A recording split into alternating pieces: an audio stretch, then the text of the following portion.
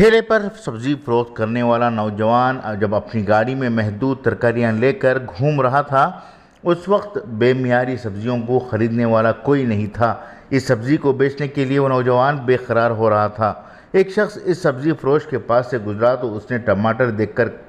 لینے سے انکار کر دیا۔ سبزی فروش نے فوراً کہا کہ بھیا ٹماٹر لے لو، بچے کے دودھ کے لیے پیسے نہیں ہیں۔ یہ کوئی افسانہ یا فلم کی سٹوری نہیں، بلکہ شموگا شہر میں پیش آنے والا ایک واقعہ ہے، اور اس واقعے کا کردار کوئی ہیرو نہیں بلکہ بے روزگار نوجوان ہے جو اپنے بیوی اور بچوں کا پیٹ پالنے کے لیے سبزیاں فروخت کر رہا ہے۔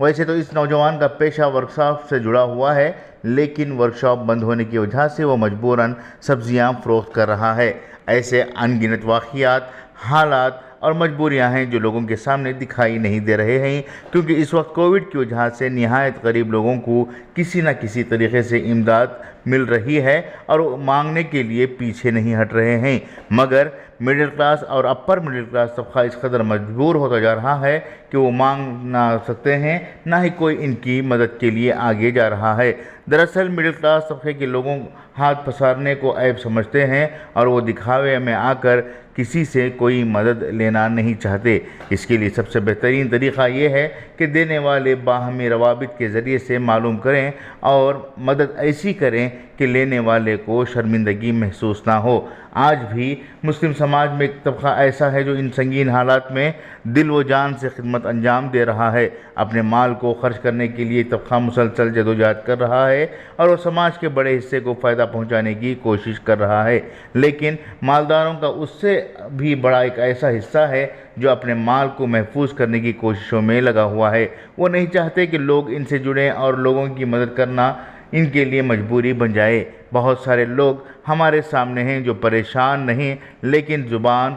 نہیں کھولتے، کیونکہ مانگنے کی فطرت ان میں نہیں ہے اور وہ مانگ کر اپنی کمزوریوں کو لوگوں کے سامنے ظاہر کرنا نہیں چاہتے۔ ایسے لوگوں کی مدد کے لیے مسلم سماج کو آگے آنے کی ضرورت ہے۔ یہ نہ دیکھیں کہ جو شخص مجبور ہے اس کے پاس کیسا گھر ہے، کیسے کپڑے پہنتا ہے اور کیسی گاڑی رکھتا ہے، بلکہ یہ دیکھیں کہ فی الوقت اس کی آمدنی کے وسائل کیا ہیں، وہ اپنی بیوی بچوں کا پیٹ کیسے بھر رہا ہے اور کیسے اس کے گھر کے اخراجات نکل رہے ہیں۔ یہ سب معلوم کرنے کے لیے مالدار اور صاحب استطاعت لوگ زیادہ دور نہ جائیں، بلکہ اپنے گلی کے مؤذن کا حال پوچھیں، امام کا حال پوچھیں، مکتب کے استاد کا حال پوچھیں، جو ٹیچرز اپنے بچوں کو پڑھا رہے ہیں ان کا حال پوچھیں، پڑوسی کا حال پوچھیں، جو درزی آپ کے کپڑوں کی سلائی کر رہا ہے اس کا بھی حال پوچھیں، جس نائی یعنی حجام کے پاس آپ حجامت کروا رہے تھے اس کا حال پوچھیں، آپ کے گلی کے نکڑ پر جو سبزیاں بیچنے والا ہے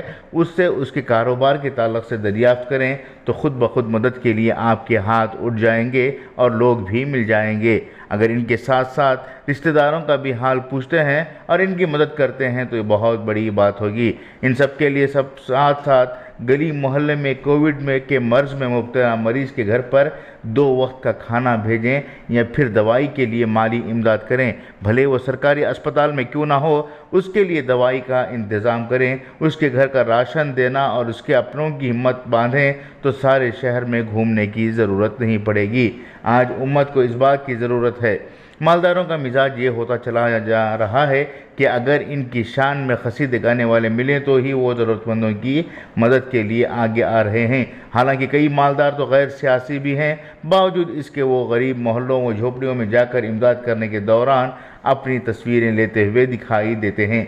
جبکہ ایک ایسا گروہ بھی ہے جو رضائے الہی کے لیے آکسیجن سلنڈر کا انتظام کر رہا ہے، ضرورت مندوں کی مدد کر رہا ہے، مگر کچھ لوگوں کی ان کوششوں سے مسائل حل نہیں ہو سکتے، بلکہ سب کو مل کر اس کام کی جانب توجہ دینے کی ضرورت ہے۔ دیکھا گیا ہے کہ جب بھی کسی کار خیر کی بات سامنے آتی ہے تو کچھ مخصوص لوگوں کو ہی ATM مشین بنا کر استعمال کیا جاتا ہے، جبکہ سینکڑوں لوگ چھپے ہوئے ہوتے ہیں جو سامنے آنا نہیں چاہتے۔ اگر خود نہیں کر سکتے ہیں تو کار خیر کرنے والے کئی گروہ و تنظیمیں موجود ہیں، ان کا ساتھ لے کر نیک ناموں کو انجام دینے کی وقت کی اشد ضرورت ہے۔ خاص رپورٹ انقلاب نیوز، مدثر احمد، شموگا۔